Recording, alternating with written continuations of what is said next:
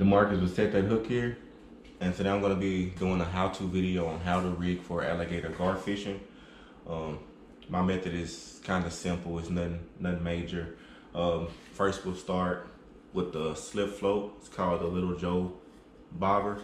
Just take that and just free line it on the line and let it run freely. It's a reason for that. I'll come back to that in a minute. Next is your sinker. If you're fishing in a river here in Dallas or anywhere in the river, the weight varies. So if the water's running really fast, you probably want to use heavier weight. But if it's kind of calm, I just tend to use 3 ounces because that'll keep it on the bottom.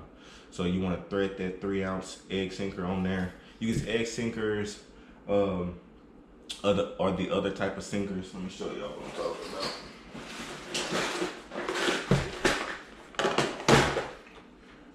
You can also use these type of sinkers right here, but you want to use a sinker slider with these type of sinkers. You can see that it's a sinker slider,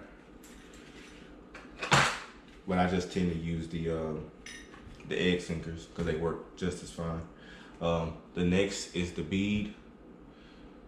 Just thread the bead on there like that. So that's what you got so far, is that right there. And take your wire leader and tie your knot on. It's the knot of your choice. If you want to learn how to tie stronger knots, I'll advise you to go on YouTube and search some of those guys out there that do videos on knot tying, because that's where I learned how to tie a lot of knots also. So tied my knot on. And take the excess, want to cut the excess off like that right there. Boom.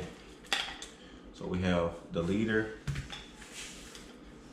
the bead, the sinker, and the float. Floats free, weights free, beads free, everything is free. We'll get back to why we do that in a minute. So for the hook, I have a 7-knot Gamakatsu straight hook. We're gonna take that and put it on the wire leader. So these wire leaders, they can be kind of hard to get the hook on. So what you want to do is take you some pliers and just open that slot up to where the hook goes. Just open it up a little bit and then you can slide the hook on. Like that right there. And then close it back to where you had it. And then there you go. Latch it on like that. Boom. There you go. So that's basically it for the rig, y'all. Nothing major. So the reason why the float is free. So when I get the alligator gar on the end of the line, the float points in the direction that the fish is. So if I know where the fish is, I can set the hook a certain way. If he's over here and I don't know he's over here, and I set the hook over here, you're not gonna get a good hook set. So the bobber points in the direction where the fish is, so I can set the hook away from the fish, and the hook will set properly into the gar's mouth. So let's talk line. I use 80-pound braid, 80-pound Power Pro braid, and for the rod, you want to have a rod that's kind of stiff and got a decent backbone. Because when you set the hook, you don't want it to be all flimsy and loose. You want to have a medium heavy or a heavy fishing rod, so when you set the hook, you know you're getting a good hook set. So for the reel, I use spinning reels also with the same line, same setup, same everything. Sometimes I use my Penn rivals. It's the same thing. But one thing you want to do when you're gar fishing is you want to have a reel that'll hold a lot of line.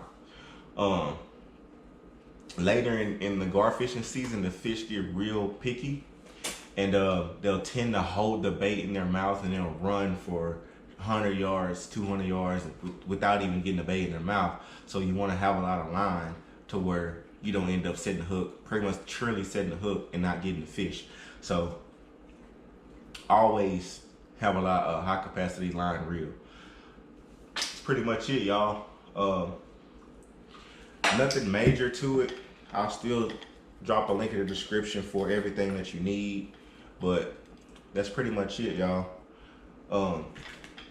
One more thing. A lot of people think that they can go out and garfish with the basic mono leader or braid, but you can't do that. There's a lot of factors that play into when you're alligator gar fishing. It's the sticks, it's the rocks, it's the alligator gar itself, their teeth. You gotta have a wire leader when you're fishing for gar. I have caught fish on basic mono leaders, but the bigger ones, they'll just break it. So it's better to have a wire leader than to be soft. I'm an upcoming YouTuber and I'm trying to get my content out there. If you would give a video a thumbs up, it'll help with the YouTube algorithm to get my video out and show more people my content, y'all. Appreciate it, man, and I'll catch y'all next time.